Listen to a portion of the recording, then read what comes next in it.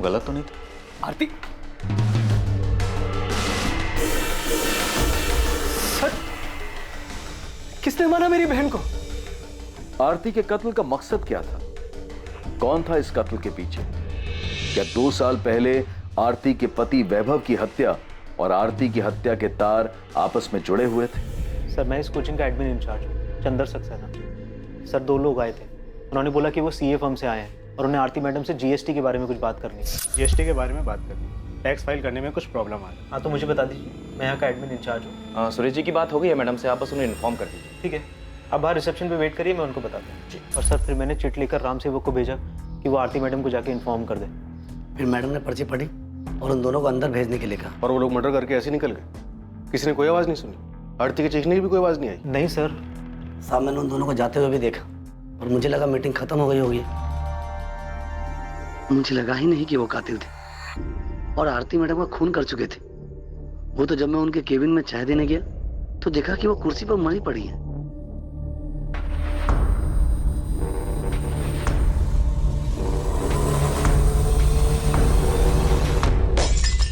तुमने नहीं भेजा, पर तुम्हारी आरती से बात हुई थी ना कि जीएसटी को लेकर कुछ क्या? कोई बात नहीं हुई।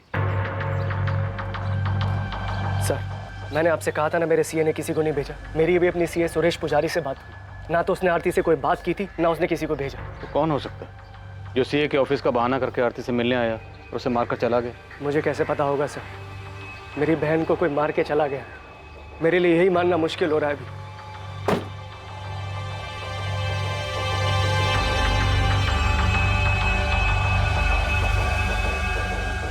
तो आरती 6 महीने पहले ही सेंट्रल जेल से बेल पे बाहर हुई और अब इसका मर्डर हो गया। सर, शायद वैभव जोशी मर्डर केस की फाइल हमें वापस खोलनी चाहिए। ये प्रेम मिश्रा अभी भी जेल में ही है ना? यस सर, उसने बेल के लिए अप्लाई किया था पर कोर्ट ने रिजेक्ट कर दिया। वो अभी भी सजा काट रहा है। अरे मिश्रा, वो तेरी जोड़ी था आरती जोशी, मर्डर हो गया उसका।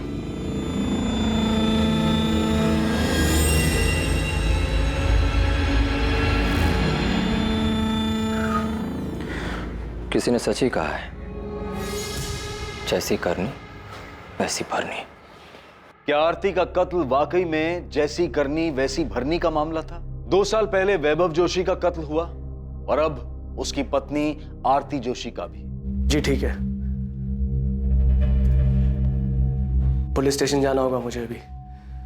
पुलिस के कुछ सवालों के जवाब देने हैं। आपको आरती को ऑफिस एडमिनिस्ट्रेशन के इश्यूज संभालने के लिए कहना ही नहीं चाहिए था। मैंने नहीं कहा था उसको, खुद गई थी वो। मुझे समझ में नहीं आ रहा कि उसे उनसे मिलने की जरूरत क्या थी।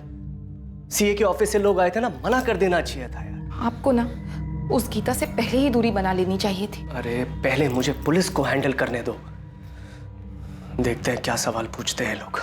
बिना मैं जब तक मोहन ठाकुर से बात करता हूँ, तुम आरती जोशी के पिछले 6 महीने के रिकॉर्ड्स निकलवाओ, जब से वो बेल पर जेल से बाहर आई थी। तो हमें वैभव की फैमिली को भी चेक करना चाहिए। उसकी माँ, बहन, जीजा, हो सकता है उनमें से किसी का इस मर्डर में हाथ हो। ठीक है, पता करो, और उस प्रेम मिश्रा के बारे में भी पता करो। Okay sir. नमस्कार साहब। उस्मान, खबर तो मिल गई होगी तुझे? साहब, मुझे नहीं, पूरे शहर में खबर फैल चुकी है। आपको कुछ पता चला कि कौन है वो लोग? नहीं, लेकिन कोचिंग क्लासेस के पियोन राम सेवक और एडमिन इंचार्ज चंद्र सक्सेना की मदद से हम उन दोनों का स्केच बनवा रहे हैं जिन्होंने आरती का मर्डर किया था।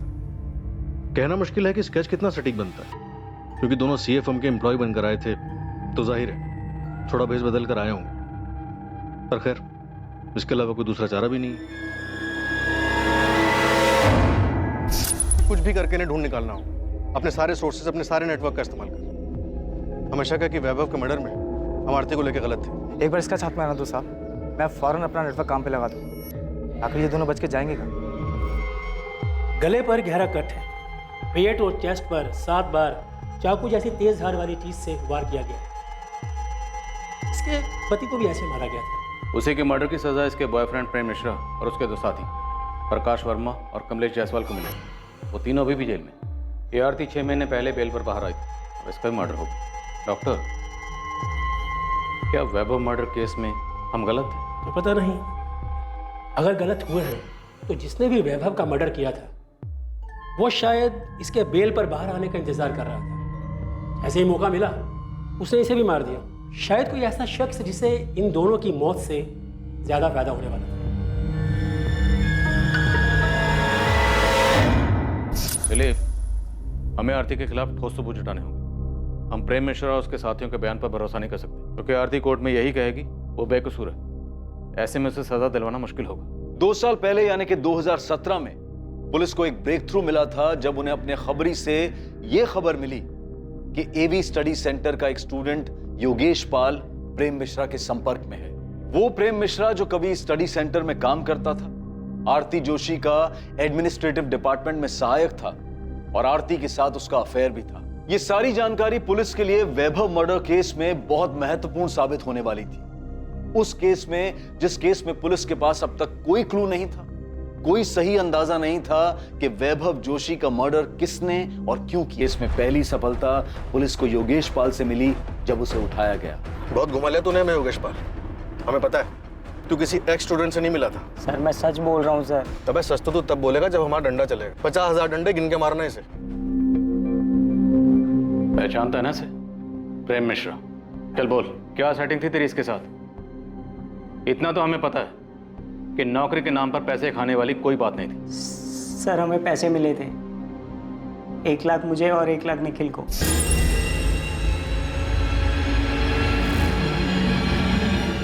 किसने दिए थे? प्रेम मिश्रा ने? हाँ सर। तो मतलब ऐसा कोई एक्स स्टूडेंट था ही नहीं जिसे तू रेस्टोरेंट में मिला था? नहीं सर। पुलिस स्टेशन में जो फोन आया था वो किसने किया था?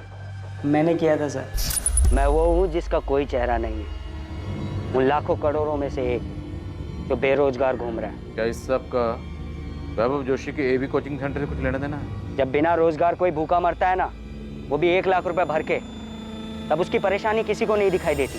पर अब मैं निश्चिंत हूँ, क्योंकि अब आपके पास भी एक परेशानी है, ये जानने की कि जिसने मुझे परेशान किया उसके साथ क्या हुआ, क्यों हुआ।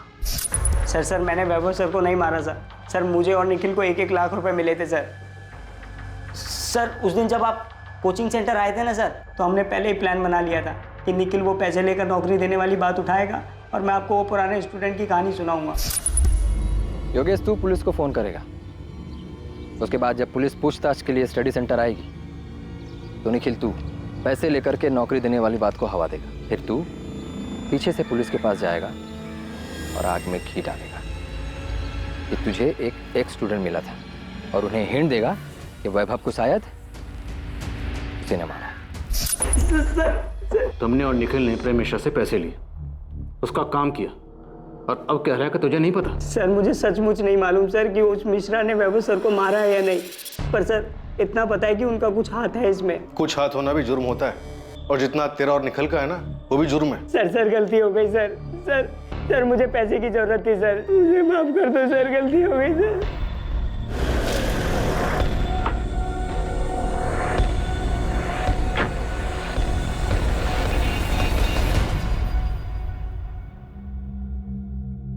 प्रेम मिश्रा।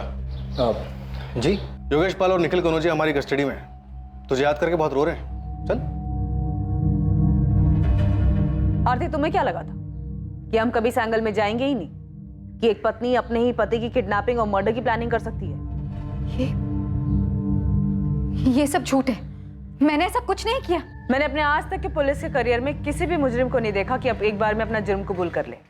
सर वैभव को मारने का प्लान आरती का था। ये झूठ बोल रहा है। आरती सब खत्म हो चुका है, तुम भी सच मान लो। नहीं, ये सच नहीं है। इसने मारा है वैभव को, और अब सारा झूठा इल्जाम मुझ पर लगा रहा है। मैंने कोई प्लान नहीं, मैंने किसी को नहीं मारा है। आप लोग सब लोग मिलकर मुझे फंसाने की कोशिश कर रहे हैं। हाँ, ये झूठी कहानी बना रहे हैं आप लोग। अरे इसने मारा होगा वैभव को अपने या किसी और फायदे के लिए। प्रेम मिश्रा ने अपना जुर्म कबूल किया और अपने दोनों साथियों के नाम बताए, जिसके आधार पर पुलिस ने प्रकाश वर्मा को अरेस्ट किया। वैभव के कत्ल और किडनैपिंग में प्रेम का दूसरा साथी कमलेश जायसवाल भी पुलिस की गिरफ्त में था।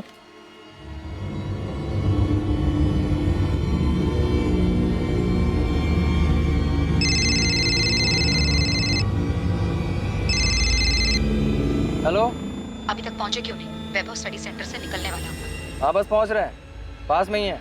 याद रखना, सिर्फ वैभव को उठाना है, उसे ही मारना है। हमको अच्छे से पता है क्या करना है, तुम टेंशन मत लो, सब ठीक से हो जाएगा।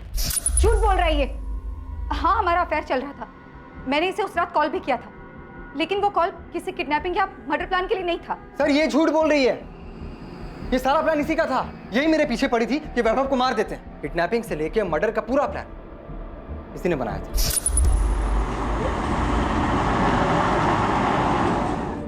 आरती के प्लान से अलग अगर कुछ हुआ था तो बस इतना कि ट्रैफिक की वजह से हम पहुंचने में थोड़ा लेट हो गए थे। जब हम पहुंचे तो वैभव गीता और जोगिंदर के साथ बाहर निकल रहा था। आरती के प्लान के मुताबिक हुआ ही था।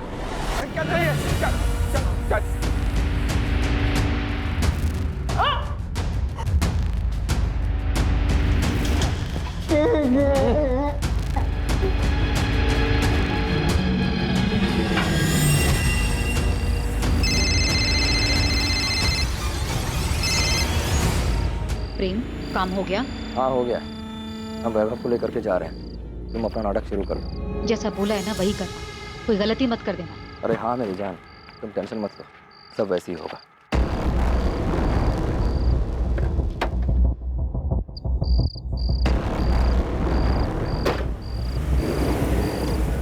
फिर हम वैभव को लेकर इलाहाबाद में एक सुनसान जगह पहुंचे जो हमने पहले से देख रखी।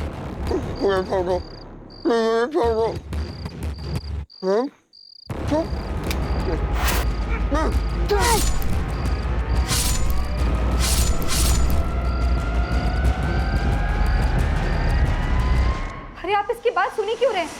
मैंने कोई प्लान नहीं किया, झूठ बोल रही है। सर झूठ मैंने ये बोल रही है। और सर वैभव को मारने के बदले इसने मुझे 12 लाख रुपए देने का और मुझसे शादी करने का वादा भी किया था। पूछिए इससे। क्या बकवास कर रहे हो तुम?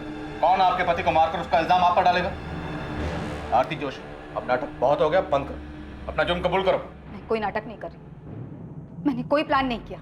नहीं मारा है मैंने वैभव को। प्रेम मिश्रा ने झूठ बोलकर मुझे फंसाने के पैसे लिए हैं।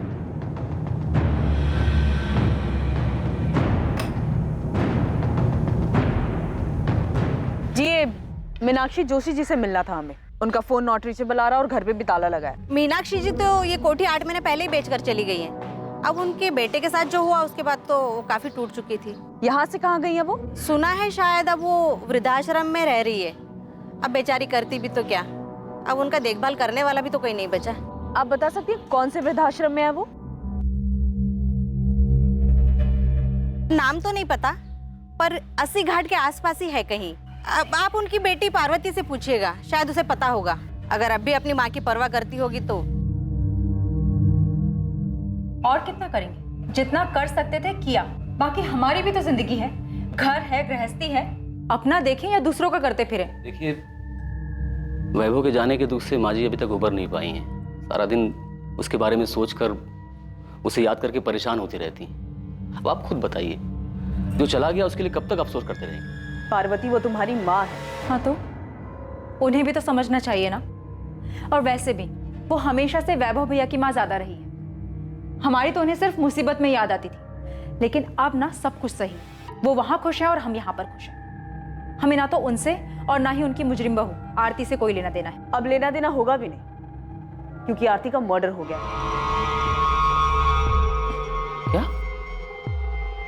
मर्डर कहाँ हुआ है? जेल में? उसकी कोचिंग क्लास में। आपको पता नहीं था वो बेल से बाहर आई हुई है? बेल पे बाहर आए या नरक में जाए, हमें कोई फर्क नहीं पड़ता।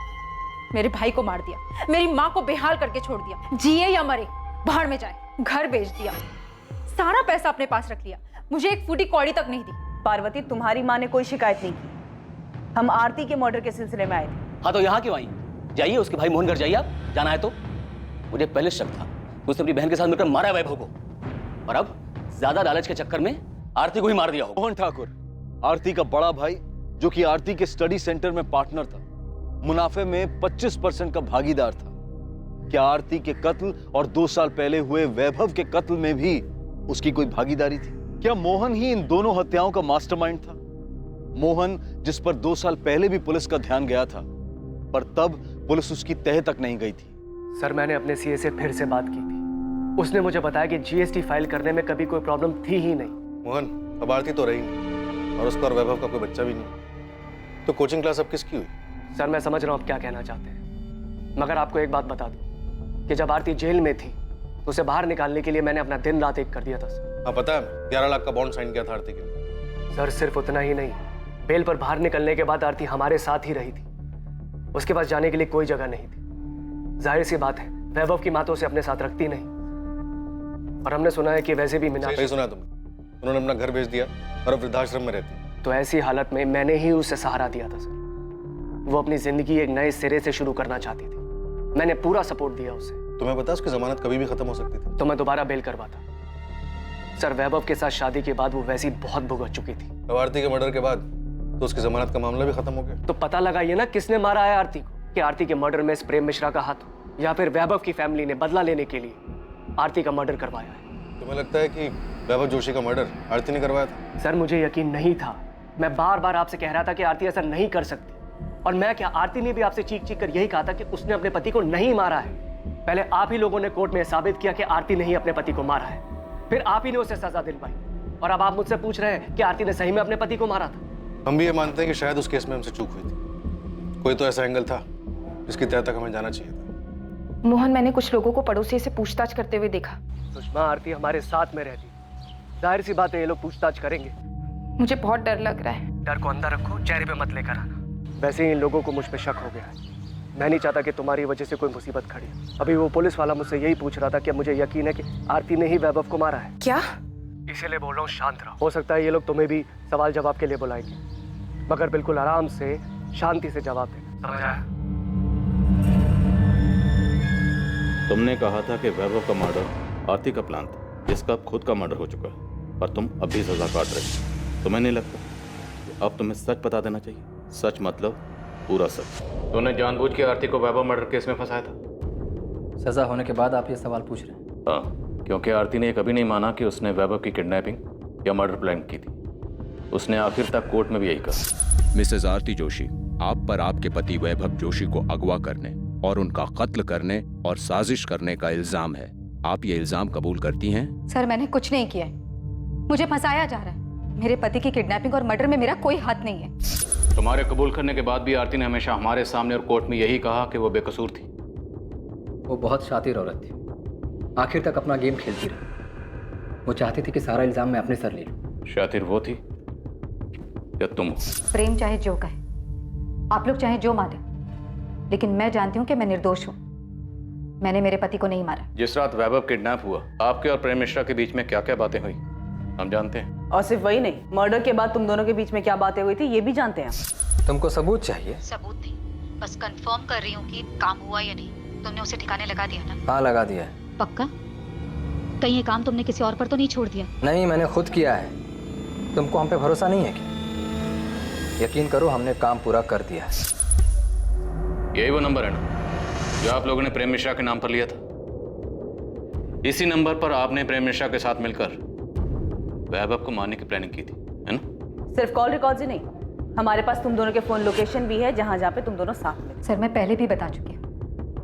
वैभव से बदला लेने के लिए मैंने ये अफेयर शुरू किया था, क्योंकि वैभव हर दूसरी औरत पर लट्टू हो जाते थे। हमारी शादी को मजाक बना के रखा था उन्होंने अफेयर्स किया तो मैंने भी अफेयर कर लिया।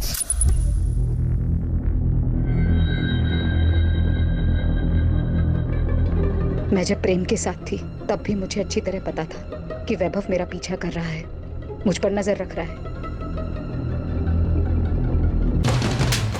मैं वैभव के चेहरे पर वही दर्द, वही तकलीफ देखना चाहती थी। तुम्हारी हिम्मत कैसे हुई?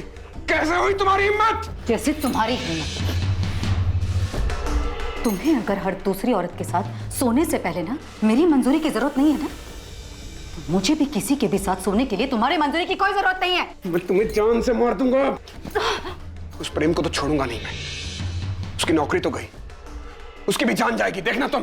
मैं भी ललिता को मारना चाहती थी, अब गीता को मारना चाहती हूँ। औरती अपनी हद में रहो तुम। हद में तुम रहो अपनी। तुम्हें क्या लगा? हाँ, सिर्फ तुम मुझे तकलीफ पहुंचा सकते हो। मैं तुम्हें बर्बाद कर दूंगी, समझे तुम? मुझे पता ही नहीं चला कब वैभव से बदला लेते लेते मैं प्रेम को सचमुच पसंद करने लगी थी। वैभव के मना करने के बावजूद मैंने प्रेम के साथ रिलेशनशिप कंटिन्यू किया। तो आपको पता था कि वैभव और गीता का अफेयर था? सिर्फ गीता नहीं, बल्कि मुझे उनके सारे अफेयर्स के बारे में पता था। हमारा बच्चा ना होने की वजह मैं नहीं बल्कि वैभव थे। मैंने फिर भी उनकी इस कमी को इग्नोर किया। क्यों? क्योंकि मैं उनसे प्यार करती थी, एक खुशहाल जिंदगी चाहती थी। मैंने उन्हें नहीं मारा है। और ये सब कुछ जो कॉल रिकॉर्ड्स और मोबाइल लोकेशन आप लोग मुझे दिखा रहे हैं, ये सब कुछ प्रेम ने मुझे फंसाने के लिए किया है। हाँ, हमारी बात होती थी, लेकिन उस बातचीत में कोई प्लानिंग नहीं थी, बल्कि हम आपस की बातें करते थे। लेकिन मुझे ये नहीं पता था कि प्रेम के दिमाग में ये सब चल रहा है। वो एक दिन किसी के साथ मिलकर मुझे फंसाने की कोशिश कर रहा है और यहाँ लाकर खड़ा कर देगा जहाँ पर आपको उसकी सारी बातें सच्ची लगेंगी। ये अदालत आरती जोशी, प्रेम मिश्रा, प्रकाश वर्मा और कमलेश जायसवाल को वैभव जोशी को अगवा करने की साजिश और उसके कत्ल के लिए दोषी पाती है। ये अदालत आरती जोशी को उनके पति वैभव जोशी के कत्ल और किडनैपिंग के जुर्म में 10 साल की सजा सुनाती है। आरती बहुत चालाक औरत थी। भले ही उसने आपके सामने या कोर्ट में अपना जुर्म कबूल नहीं किया, पर आपकी बनाई हुई चार्जशीट के आधार पे ही तो कोर्ट में उसे सजा हुई थी। तो क्या हम गलत थे? हो क्या गया सर आपको? आप क्यों अचानक आरती के बुने जाल में फंस रहे हैं? आरती का मर्डर हो चुका है। अगर ये जाल आरती ने बुना था तो फिर आरती को किसने मारा? उसे उसके किए की सजा मिली है सर, और कुछ नहीं। वैसे आप क्यों उसे बेगुनाह साबित करने पे तुले? वो मुझे सारा इल्जाम अपने सर लेने के लिए कह रही थी। जब हमें यहाँ से निकाला गया अपने वकील से मिलने के लिए, तब आरती मुझसे मिली थी। प्रेम, मेरे पास टाइम बहुत कम है, प्लीज मेरी बात सुनो। कितनी कमीनी निकली तुम। मेरे वकील ने सब बताया मुझे कि तुम और तुम्हारे वकील सब मुझ पे थोपने वाले। देखो आरती, अगर मैं डूबा ना तो तुम्हें भी साथ लेके डूबूंगा। प्रेम, मेरी बात तो सुनो। मेरे पास एक आइडिया है। नहीं चाहिए तुम्हारा कोई आइडिया। देखो, हम जैसा चाहते थे ठीक वैसे ही हो रहा है। वैभव भी मर चुका है, बस हमें एक गेम खेलना है, उसके बाद हम दोनों बच जाएंगे। उस दिन कहाँ गया था तुम्हारा ये हम दोनों? जब पुलिस के सामने चिल्ला कर कह रही थी कि वैभव को मैंने किडनैप किया है, मैंने मारा है, तुम्हारा इसमें कोई हाथ नहीं है। जिंदगी बर्बाद कर दी तुमने मेरी। मैंने कोई जिंदगी बर्बाद नहीं की प्रेम। एक बार ठंडे दिमाग से सोच कर देखो, अगर हम दोनों जेल में रहेंगे तो किसी काम के नहीं रहेंगे। वाह, तो अब तुम ये चाहती हो कि मैं जेल जाऊं और तुम बाहर मजे करो? देखो, मेरे पास बहुत पैसा है। अगर तुम कोर्ट में ये गवाही देते हो सबके सामने कि तुम्हें नौकरी से निकाल देने पर गुस्से में आकर तुमने ये सब कुछ किया है और इस जंजाल से मुझे अगर बाहर निकाल, ये जंजाल तुम्हारा फैलाया हुआ है। प्रेम, एक बार सोच कर देखो, हम अपनी जिंदगी नए सिरे से शुरू कर सकते हैं। इनकम की टेंशन नहीं है। वैभव की क्लास अब मेरी है। तुमने रिलेशनशिप के लिए इतना कुछ किया, अब मेरी छोटी सी बात भी नहीं मानोगे? नहीं, कभी नहीं।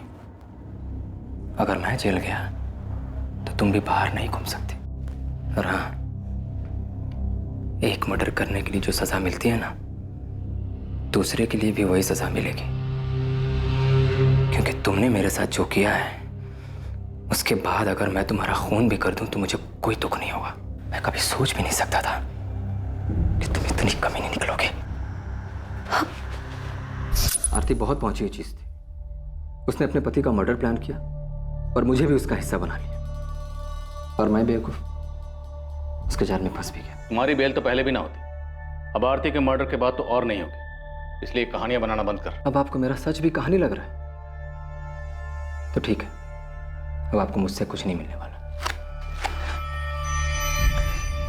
और हाँ, अगर आपको लगता है कि मैं यहां जेल में बैठ करके वहां आरती का मर्डर करवा दिया तो यही सही, क्योंकि अब मुझे कोई फर्क नहीं पड़ता है।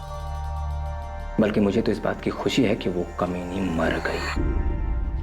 अब इतना बताया तो ये भी बता दो कि तुमने वैभव जोशी को मारा और आरती को फंसाया। अगर ऐसा है भी तो क्या? आरती को वैभव मर्डर केस में सजा हो चुकी थी और अब तो आरती भी मर चुकी है। प्रेम मिश्रा, वैभव के मर्डर और आरती के मर्डर का मास्टरमाइंड आरती का भाई मोहन ठाकुर है। उसने तुमसे प्रॉमिस किया है कि वो तुम्हें पैसे देगा और जेल से बाहर निकालेगा। कमाल कर दिया सर आपने। ये सवाल आपको 2 साल पहले पूछना चाहिए था ना। उस वक्त ये एंगल हमारी नजर से छूट गया था। बोलो, क्या मोहन ने फंसाया था आरती को? ये बात सच है सर। मोहन सर नहीं चाहते थे कि आरती फिर से क्लासेस ज्वाइन करे। मोहन ने कोचिंग सेंटर पूरी तरह अपने कब्जे में ले लिया? पता नहीं सर, पर मैंने एक बार मोहन सर को बात करते हुए सुना था, तब मुझे भी उनकी बात सही लगी थी। तुम्हें समझ में नहीं आ रहा है कि हमारे इंस्टीट्यूट के लिए कितना बुरा है ये? भले तुम बेल पर बाहर हो, मगर दुनिया ये नहीं बोलेगी कि तुम्हें कन्विक्टेड मुजरिम हो। भैया आपको भी यही लगता है? मुझे क्या लगता है क्या नहीं लगता उससे कोई फर्क नहीं पड़ता है। दुनिया को तो यही लगे ना, एक लड़की जिसने अपने पति को मार दिया वही ये क्लासेस चला रही है। आरती, ये एक इंस्टीट्यूट है, दिस इज बिजनेस। आप अच्छी तरह से जानते हैं कि मुझे फंसाया गया था। मेरी भी एक लाइफ है। हाँ लाइफ है, मगर कानूनी तरीके से जेल के अंदर। बस भैया, ये क्लास मेरी है और वैभव के बाद उनके शेयर भी मेरे, और आपका शेयर सिर्फ 25% है। सो प्लीज मुझे ये बताने का आपके पास कोई हक नहीं है कि मैं क्या कर सकती हूं और क्या नहीं।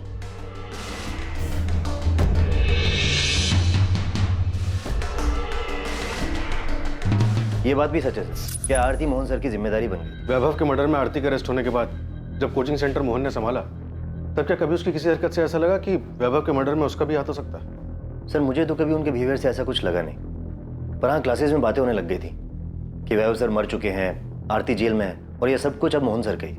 साहब, ये दोनों जिन्होंने आरती को मारा है वाराणसी के तो नहीं, क्योंकि मेरी टीम ने पूरा शहर छान मारा लेकिन कहीं दिखे नहीं। मेरी टीम अभी काम पे लगी है, हो सकता है आसपास की।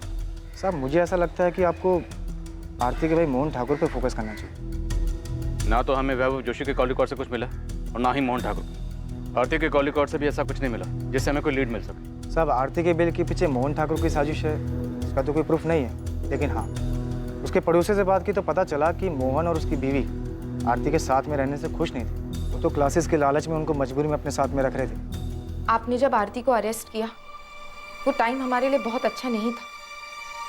हमारा एक बच्चा है जो अभी क्लास 7 में आया है। आप खुद ही बोली, हर जगह आरती की खबर छप रही थी, तो बच्चे पर क्या असर हुआ होगा। तो अगर आरती के अरेस्ट होने से आपको इतनी परेशानी हुई, तो जब आरती जमानत पर बाहर आई तब तो आपको और भी दिक्कत हुई होगी। आप जैसा समझे सर, लेकिन आरती जैसी जिद्दी लड़की मैंने आज तक नहीं देखी। घर पर रहने तक तो ठीक था, लेकिन वो क्लासेस में प्रॉब्लम क्रिएट करने लगी। उसे समझ ही नहीं आ रहा था कि उसके क्रिमिनल रिकॉर्ड की वजह से क्लासेस पे क्या असर पड़ेगा। एक काम करते हैं, आपके 25% शेयर की आने वाले 5 साल की जो इनकम बनती है ना, वो मैं आपको पे कर देती हूँ, ठीक है? आरती, इतना आसान नहीं है ये। शेयर दोगी तुम? 2 साल जब तुम पर तुम्हारे पति के मर्डर का केस चल रहा था ना, और फिर तुम्हें सजा हुई, तो यही थे जिन्होंने क्लासेस संभाली थी। ये बात बार बार बोलकर आप मुझे क्या जताना चाहती? आप दोनों ने मिलकर बहुत बड़ा महान काम किया है मुझ पर। वो क्लासेस मैं और मेरे पति मिलकर चला रहे थे। वही पति जिसका तूने खून कर दिया। एक नंबर का घटिया और एहसान फरामोश इंसान था वो। बुरा मत मानो, तुम भी ना कुछ कम नहीं हो। आरती, तुम्हें पता भी है तुम्हारे यहाँ रहने से हमें क्या क्या सुनना पड़ता है? उस वक्त भी लोगों ने हमें न जाने क्या क्या कहा था। वाह, आपको तो सब याद है, लेकिन ये याद नहीं होगा कि पति का मर्डर करने वाली उसी औरत की क्लासेस की कमाई पर आप ऐश कर रही हो। लेकिन हाँ, मेरे यहाँ रहने और क्लासेस ज्वाइन करने से आप लोगों की जिंदगी तबाह हो जाएगी। तुम्हें यहाँ पर रहने से कौन मना कर रहा है? तुम रहो ना यहाँ पर, तुम्हारा ही घर है। हम बस इतना चाहते हैं कि तुम क्लासेस से दूर रहो। हमने आरती को कितना समझा, लेकिन उसने हमारी एक नहीं सुनी। क्लासेस जाना छोड़ा नहीं उसने। और आपके पति मोहन ठाकुर? मेरे पति आरती के बड़े भाई, क्लासेस शुरू करने में उन्होंने ही उसकी हेल्प की थी, जिसके बदले मोहन को कोचिंग के प्रॉफिट में शेयर मिलता है। हाँ, तो ये उनका हक बनता है, लेकिन मेरे पति लालची इंसान नहीं है कि क्लासेस के लिए अपने जीजा और बहन का मर्डर करवा देंगे। सुषमा जी, हम यहाँ सिर्फ आरती के मर्डर की बात कर रहे हैं। आपके पति ने वैभव जोशी का मर्डर किया या नहीं किया, ये तो हमने पूछा ही नहीं। ये तो आप खुद कह रहे हैं। हाँ, वो तो मैंने यूं ही बोल दिया। हो सकता है ये लोग तुम्हें भी सवाल जवाब के लिए बुलाएंगे, मगर बिल्कुल आराम से शांति से जवाब देना। बोल दिया क्योंकि आप उन पर इल्जाम लगाए जा रहे हैं। इल्जाम तो हमने लगाया नहीं सुषमा। क्या वैभव जोशी का मर्डर आपके पति मोहन ठाकुर ने करवाया और अब आरती का मर्डर भी उन्होंने करवाया? नहीं सर, ऐसा कुछ भी नहीं है।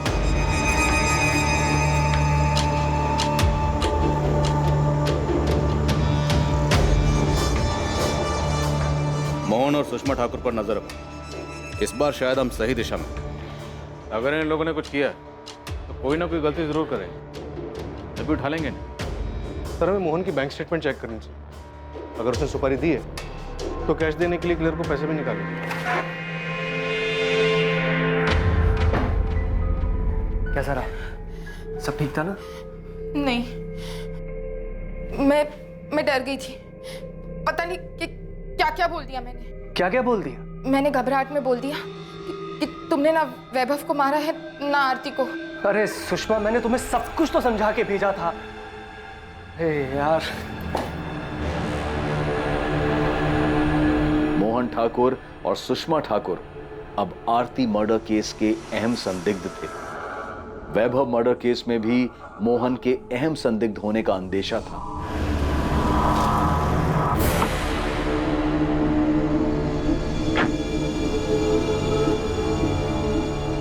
प्रेम मिश्रा से भी लगातार अलग अलग तरीके से पूछताछ की गई, इस उम्मीद में कि शायद प्रेम से कोई लीड मिल पाए जिससे वैभव और आरती मर्डर केस में मोहन की भागीदारी का पता चल सके। सर, मोहन ठाकुर के पर्सनल अकाउंट से या एवी सेंटर के बैंक अकाउंट से पिछले 3 महीने में कोई भी बड़ी रकम नहीं निकली।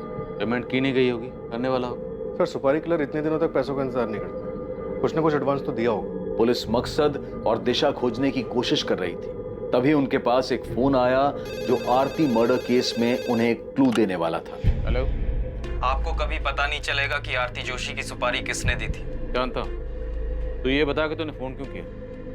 ये कंफर्म करने के लिए कि हमें कुछ पता चला है या नहीं चला? ये बताने के लिए कि तुम लोग कातिल के बहुत करीब होकर भी बहुत दूर हो, उस तक इतनी आसानी से नहीं पहुंच पाओगे जैसे वैभव जोशी मर्डर केस में नहीं पहुंच पाए थे। अच्छा लगा सुनकर कि तुझे सब कुछ अच्छी तरह से पता, लेकिन फोन करने की जहमत क्यों की? क्योंकि मैं चाहता हूं कि इस बार तुम लोग किलर तक जल्दी पहुंच। सुनकर कि तुझे सब कुछ अच्छी तरह से पता, लेकिन फोन करने की जहमत क्यों की? क्योंकि मैं चाहता हूं कि इस बार तुम लोग किलर तक जल्दी पहुंच जाओ। बता हमें क्या करना चाहिए? फिर क्लू दे। सिर्फ क्लू नहीं, मैं तुम्हें मर्डर करने वाले का नाम दे रहा हूं, प्रेम मिश्रा।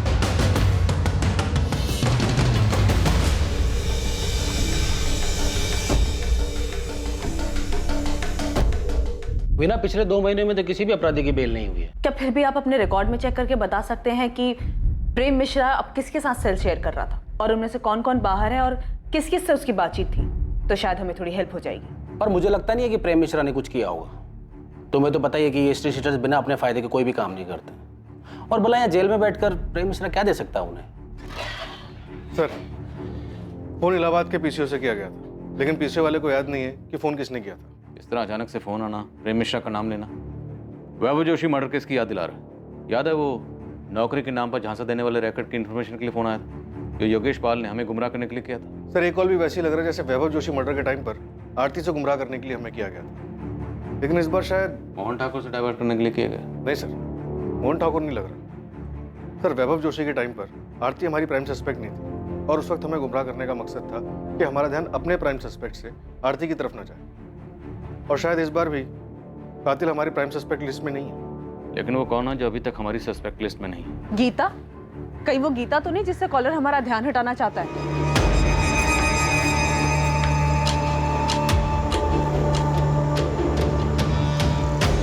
गीता ने वैभव के मर्डर का बदला लेने के लिए आरती का मर्डर कर दिया। सर, गीता और वैभव अफेयर में थे। वो शायद शादी करने वाले थे, लेकिन उसके पहले ही वैभव का मर्डर हो गया। तो जब आरती को बेल मिली तो गीता ने अपना बदला लेने के लिए उसका मर्डर करवा दिया होगा। आरती को बेल किस ग्राउंड पर मिली थी? हेल्थ ग्राउंड पर सर। उसे अर्थराइटिस था। दिसंबर 2018 में आरती को जेल हुई थी। उसके भाई मोहन ने जनवरी 2019 से बेल के लिए ट्राई करना शुरू किया। आरती को फाइनली बेल मार्च 2019 में मिली।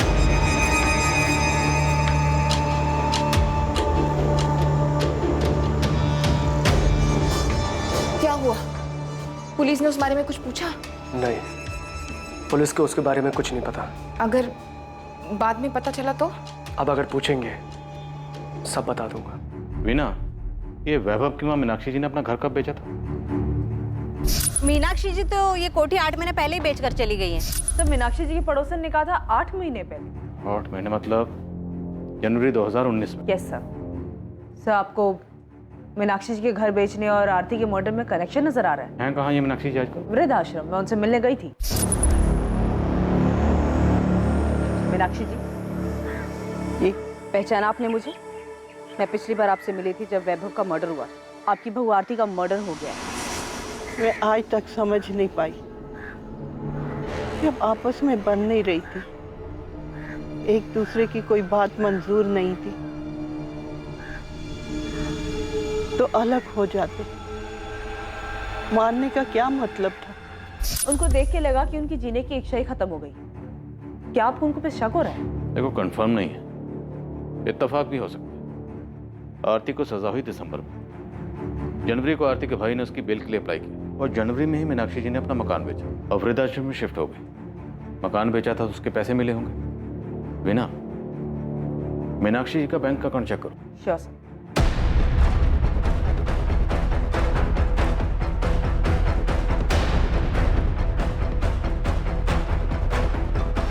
उस्मान, मीनाक्षी जोशी के कॉल रिकॉर्ड्स नहीं है क्योंकि वो फोन यूज ही नहीं करती। सर बिना फोन के कोई कॉन्टैक्ट प्लेयर को सुपारी कैसे देगा? और मीनाक्षी जोशी के दामाद किशोर और बेटी पार्वती के कॉल रिकॉर्ड्स देख रहे हैं। उनके दामाद का कहना है कि वो और वैभव पहले दोस्त थे, बाद में रिश्तेदार बने। हम दोनों एक दूसरे के बहुत करीब थे। मैं तो वैभव को तब से जानता था जब हमारा रिश्ता बना भी नहीं था। लेकिन ये पार्वती और किशोर तो मीनाक्षी को देखने तक नहीं जाते। तुम दोनों पे नजर रख, कभी कभी तीर अंधेरे में भी निशाने पर लग जाता। मैं मूर्तिगंज पुलिस स्टेशन से assistant sub inspector Veena Shukla बोल रही हूँ। मुझे एक अकाउंट की डिटेल जल्द से जल्द चाहिए। मैं रिक्वेस्ट मेल कर दे रही हूँ, थोड़ा जल्दी कीजिएगा।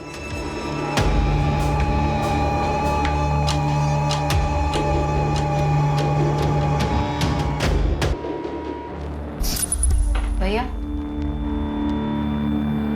ये क्या है?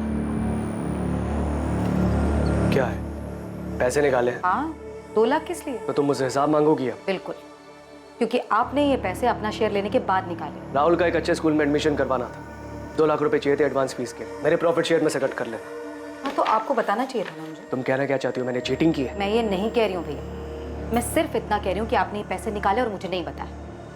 मैं भी जिंदा हूँ, मरी नहीं हूँ। सड़ रही थी तुम जेल में। मैंने दिन रात एक करके पैसा खर्च करके तुम्हें जेल से बाहर निकाला और तुम मुझ पर, अपने बड़े भाई पर चढ़ रही हो। तुम ये बात घर पर आकर भी कर सकती थी ना, वहाँ क्लासरूम में करने की क्या जरूरत थी? और अगर तुम भूल गई हो तो मैं याद दिला दूं कि तुम्हारे भैया ने भी क्लास में पैसे लगाए। भाभी वैसे भी ना भैया का बिजनेस ठप पड़ा हुआ, तो ये सारे खर्चे जो चल रहे हैं ना वो क्लासेस के पैसों से ही चल रहे हैं। तो ज्यादा एहसान जताने की जरूरत नहीं है मुझ पर।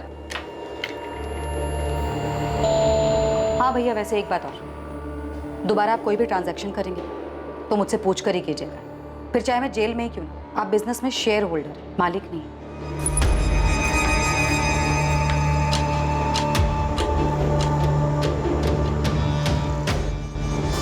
जिस अंधी गली में इन्वेस्टिगेशन दाखिल हुई थी, उसी अंधी गली से आरती जोशी मर्डर केस का आखिर में रास्ता खुलने वाला था। पुलिस ने अंधेरे में जो तीर चलाया था, वो तीर आरती मर्डर केस में निशाने पर लगा था। लेकिन इस सफलता से पहले एक उससे भी बड़ी सफलता इस केस में सामने आने वाली थी। आसमान बोल, पार्वती और किशोर का कुछ पता चला? सर वहाँ कुछ मिले या ना मिले, या 2 पंटर मिले, ये वसीम बेग और बिलाल कुरैशी। कौन है ये दोनों? मैडम ने आप लोगों को बुलाया है।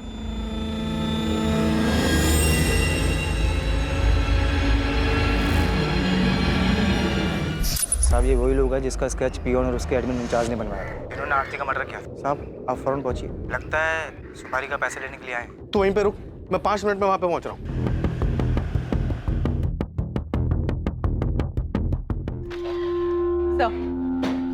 आपका शक सही था, काफी घुमाकर प्लानिंग की गई। मीनाक्षी जोशी के अकाउंट से पैसे दिए गए?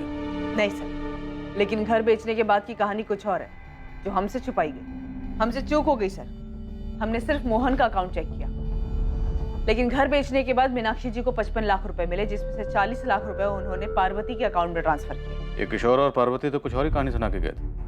उन्होंने तो कहा था कि मीनाक्षी जी ने घर बेचने के बाद उन्हें कुछ नहीं दिया। हमसे झूठ बोल रहे थे वो दोनों। घर बेच दिया, सारा पैसा अपने पास रख लिया, मुझे एक फूटी कौड़ी तक नहीं दी। पार्वती और किशोर कुछ ज्यादा ही ओवर एक्टिंग कर गए। सर उनको तबीयत से तोड़ते सारी एक्टिंग निकल जाएगी। Sir 102 number.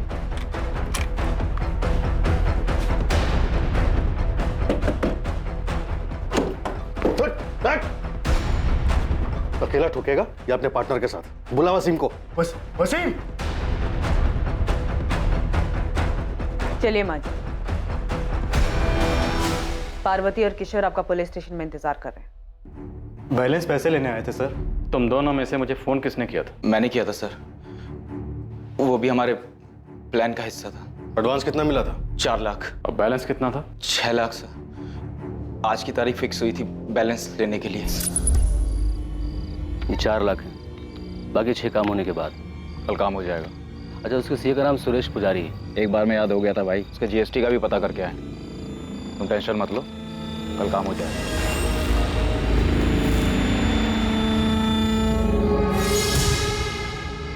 कल हो जाएगा माँ। कह दिया उसे कि उसे भी उतना ही दर्द होना चाहिए जितना मेरे बेटे को हुआ था। उसे दर्द होगा, वैभव से ज्यादा दर्द होगा उसे। आरती को मारने की प्लानिंग आपने जनवरी में शुरू कर दी थी। मैं पहले ही मारना चाहती थी, लेकिन जनवरी में पक्का कर लिया था। आज फिर कोर्ट में उसकी बेल की सुनवाई है माँ। बस उसे बेल जल्दी मिल जाए। देखिए, लगता तो इस बार जल्दी मिल जाएगी। आप यहाँ क्या कर रही हैं? आप क्या चाहती हैं आप? तुम तो शुरू से ही कहती रही कि तुमने वैभव को नहीं मारा। बस मैं ये जानना चाहती हूँ, सच क्या है? माँ, मुझे आपसे कुछ नहीं चाहिए। मैं आपके पास नहीं आऊंगी। जैसी तुम्हारी मर्जी।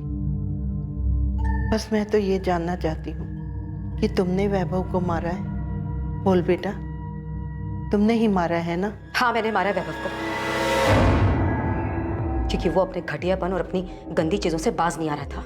5 सालों में जो दर्द और जो तकलीफें उसने मुझे दी है, वही दर्द मैं उसे देना चाहती थी। हाँ, मैंने मारा है आपके बेटे को, क्योंकि मैं आपके बेटे से नहीं बल्कि प्रेम मिश्रा से प्यार करती हूँ। पर तूने मुझे पहले कभी कुछ बताया क्यों नहीं? मैं अपने बेटे से बात करती, वो तेरे रास्ते से हट जाता और तू अपनी जिंदगी जी लेती। मैं उसे छोड़ना नहीं चाहती थी, मारना चाहती थी। मैं ये घर बेच दूंगी और वृद्धाश्रम चली जाऊंगी, और वहां पे तुम दोनों में से कोई भी मुझे मिलने नहीं आएगा। और इस तरह किसी को मुझ पे भी शक नहीं होगा और तुम लोगों पे भी नहीं होगा। उन पैसों से मैं आरती को मरवाऊंगी। मार दिया मैंने उसे, मार दिया। उसे वही दर्द दिया जो उसने मेरे बेटे को दिया था। मैं कबूल करती, ये सब मैंने अकेले किया है।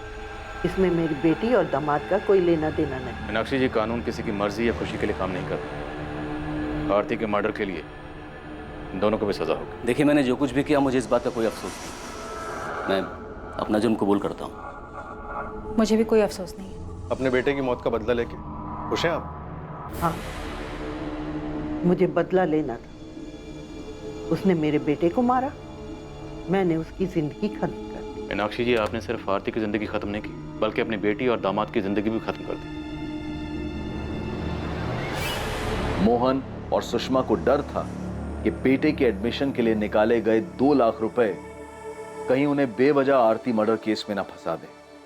प्रेम मिश्रा और उसके दोनों साथी वैभव मर्डर केस में जेल में सजा काट रहे हैं।